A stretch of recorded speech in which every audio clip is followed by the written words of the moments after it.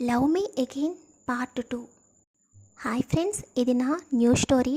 Already part 1 yesterday upload చేయడం జరిగింది. ఇంకెవరైనా చూడకపోతే ఒకసారి చూడండి. ఇప్పుడు పార్ట్ 2లోకి వెళ్దాం. దేవాంశ్ అలా ఎంతసేపు పడుకున్నాడో తెలియదు.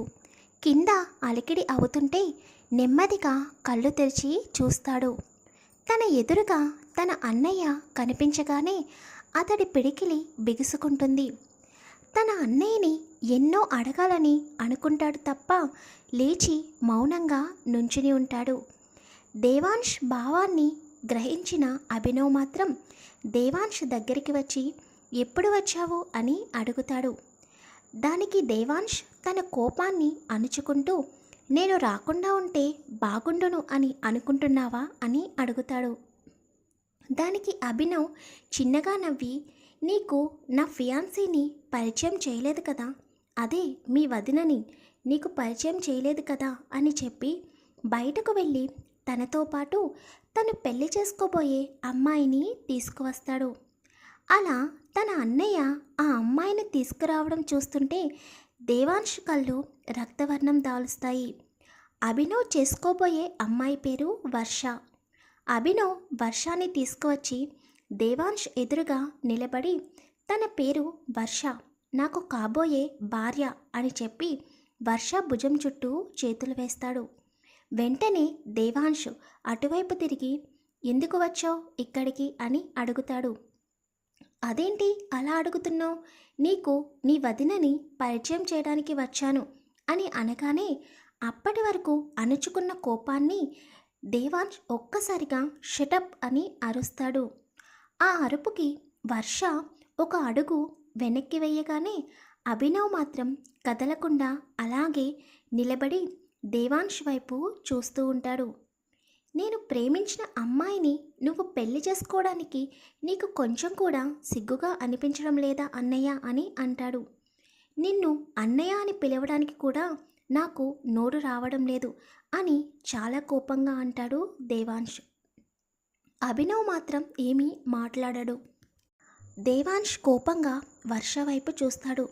వర్ష కొంచెం భయంగా దేవాంశ్ వైపు చూస్తుంది. దేవాంశ్ వర్ష దగ్గరికి రావడానికి ఒక అడుగు ముందుకు వేయగానే అభినవ్ దేవ్కి మరియు వర్షకి మధ్యన నుంచుని నువ్వు తనని ఏమీ అనడానికి వీల్లేదు, ఇప్పటి నుండి తను నీకు వదిన మాత్రమే అవుతుంది, తనని వదినలాగే చూడు, అర్థమవుతుందా అని సీరియస్గా అంటాడు. అభినవ్ తన అన్న చెప్పిన మాటకి దేవ్ అడుగు అక్కడే ఆగిపోతే కోపంగా అభినవ్ వైపు చూసి చెప్పావు కదా ఇంకా వెళ్ళు అని చెయ్యి పెట్టి డోర్ వైపుకి దారి చూపిస్తాడు.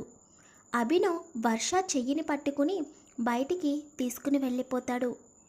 దేవ్ అసహనంగా బెడ్పై కూర్చుని 10 రోజుల క్రితం వరకు నా ప్రేమకి సపోర్ట్ చేసి ఈ రోజులా నేను ప్రేమించిన అమ్మాయిని నా కళ్ళెదురుగా తీసుకువచ్చి వదిన అని చెప్పడానికి నీకు ఎలా ఉందో తెలియదు, కానీ నాకు మాత్రం చాలా చిరాకుగా ఉంది అని దేవ్ కోపంగా బాల్కనీలోకి వెళ్ళి తన ఫోన్ తీసుకుని లండన్కి కాల్ చేసి అక్కడ పర్సన్తో తను ఇంకొక 3 డేస్లో లండన్ వచ్చేస్తున్నానని చెబుతాడు.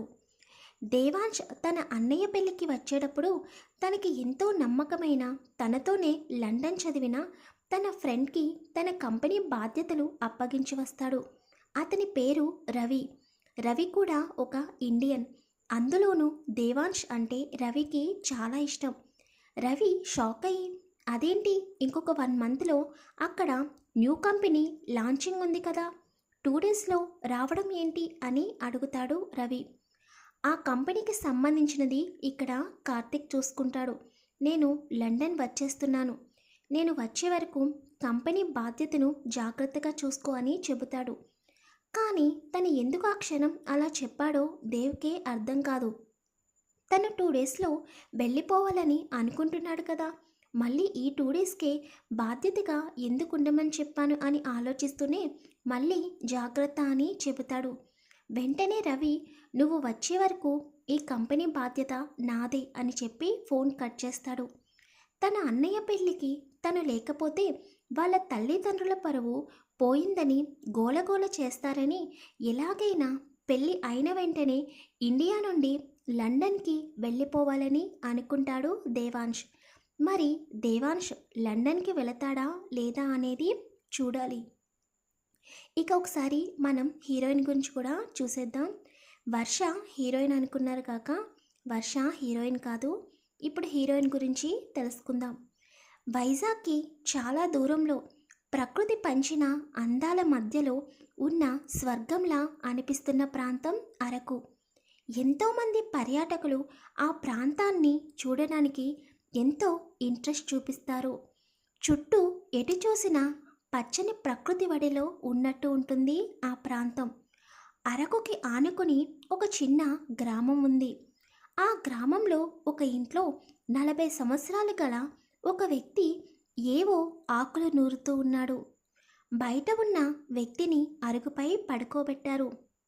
అతని నోటిలో నుండి నురగలు వస్తున్నాయి. అడవిలో పనికి వెళ్ళడం వలన పాము కాటుకు గురయ్యాడు ఆ వ్యక్తి. అతని భార్య అతని భర్త దగ్గర కూర్చుని బాగా ఏడుస్తుంది. లోపల ఉన్న వ్యక్తి పేరు రఘురామయ్య గారు. ఆ ఊరిలో ఏ ఇంటికి ఎటువంటి అనారోగ్య సమస్య వచ్చినా అడవిలో దొరికే మూలికల ద్వారా వైద్యం చేస్తారు.